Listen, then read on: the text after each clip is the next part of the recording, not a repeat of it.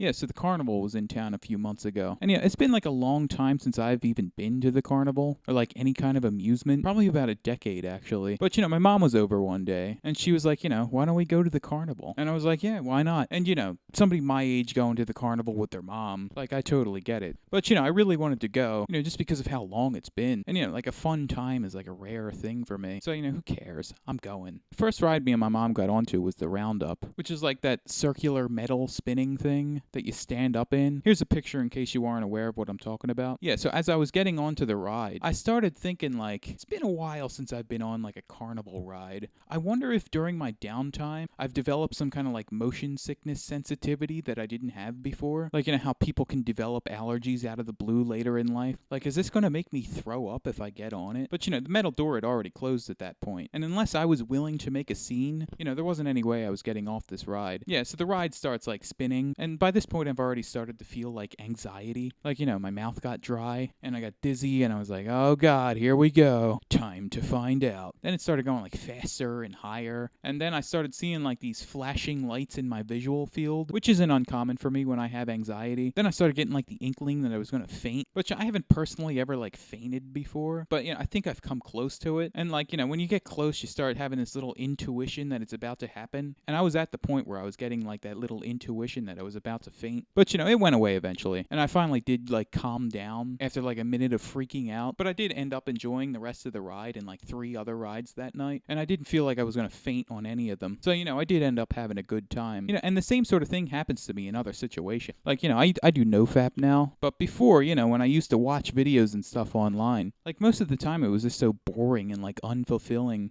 But, every once in a while, like once every 6 months or something, I would find a video that sort of like broke through that like half-hearted, like not really into it feeling of a like normal session. Like it would tap into what I assume is like the actual feeling of arousal.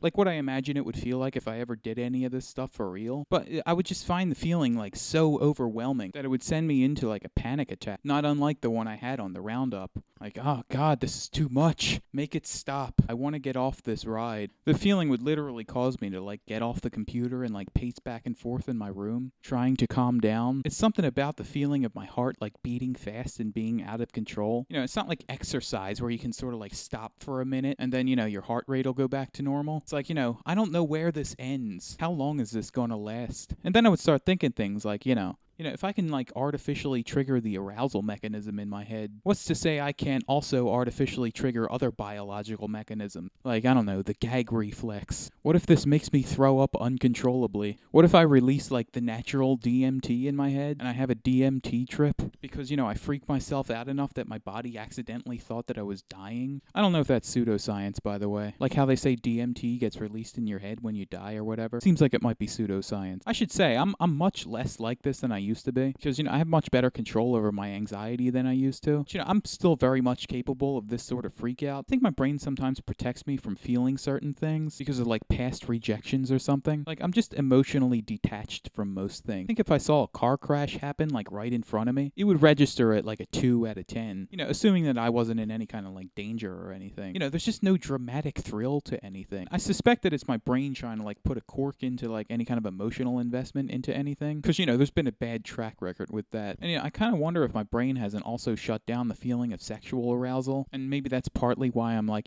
forever alone. Just like I said in my first video, like I just don't see people on the street and think things like, oh man, she's so hot. Like I'm just not even thinking about that sort of thing. Doesn't even cross my mind. And I really almost have like no libido to speak of, to be honest. Or if I do, it's like it's really blunted. It's not exciting at all. And I wonder if that like, sexual apathy isn't one of like the biggest culprits for me. Sometimes I feel like I have like breakthrough moments. Like I go on like night walks sometimes and I'll like listen to music, and sometimes just like the combination of the music and like the weather and the scenery produces some kind of like chemical reaction in my head, and then all of a sudden I feel like I'm walking around in like a romantic painting or something. All the floodgates sort of like open and the grayness turns back to color, and it's like, I'm back. How did I do that? How do I keep this going? Because, at this point, I've become wise enough to know that it never lasts. It's so random, and I can never pin down exactly what it is that I did. It's like waking up out of a coma and then knowing that you have to go back in a day or two. I kind of suspect that these breakthrough moments are similar to those moments with like the porn videos.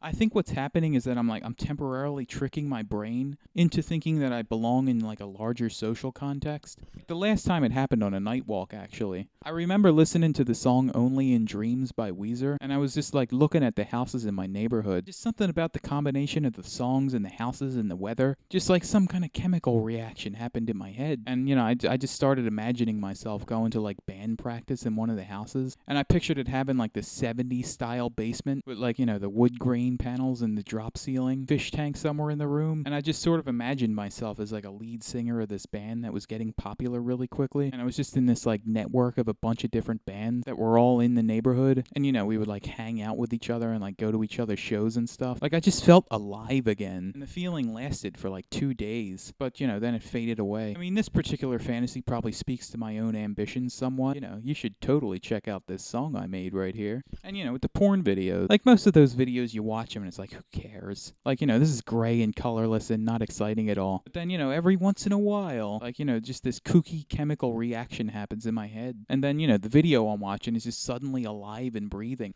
Like, Jesus, my heart's gonna beat out of my chest. And I mean, it's weird because sometimes it would be for videos that I'd already seen before and felt nothing for. But, I guess my perception of it was just different for some reason. Because, I was viewing it through a different reality tunnel or whatever. And I kind of suspect that the change that happened to make the video more interesting was my perception of myself while I was watching it. Like, my brain would sort of briefly imagine that, like, maybe a girl thinks I'm cute or something. And, I kind of think that's, like, the hottest kind of thought you can have. Someone out there thinks I'm worthy. When you can trick your brain into thinking something like that, everything becomes vibrant and alive. But, I think my problem is that I totally cut any possibility of anything like that ever happening in my life, to protect myself, because, I'm a fucking weirdo. I have the outcast mindset. Like, you're so used to being the outcast that you just stop thinking these sorts of things are even possible. Like, it goes so far that even if a girl did say she liked me, I would assume that it's, some kind of trick, or, I'm just the butt of some joke or something. I would even take the outcast mindset a step further and say that I pretend sometimes to hate things that I secretly like. At least that's a pattern that I've noticed. I don't do it as much as I used to. Like back in the day, towards the end of high school, I was basically an outcast at that point. I didn't really have any friends. I would just stay at home and never do anything and just like surf the internet. I always used to get like triggered by like emo kids. It was always just so annoying to me. Like, whenever I saw something like that on TV, like I would just think it was so stupid. I think the reason I did that is because I secretly wished I could be an emo kid. But, in my perception, if I ever tried doing that, like I felt like I'd be ridiculed for it or something, and I would feel dumb and like, hurt and rejected. And so, if I can't have it, nobody can have it. And so, here's every reason why your stupid emo scene sucks. But, secretly I've always sort of had a soft spot for My Chemical Romance. I'm probably dating myself here, by the way. And, I also kind of wonder if everybody else isn't just as emotionally dead as I am, but like these little breakthrough moments are because like I've become a master mentalist. I kind of get annoyed that people aren't as neurotic as I am about this. Like, why do I have to be the insane one? Why aren't you constantly thinking about the worst case scenario? Am I out of focus? That's better. I think part of the reason I freak out so much about like overwhelming emotion, because it's sort of like a rubber band effect. Like I shut off any possibility of like feeling anything so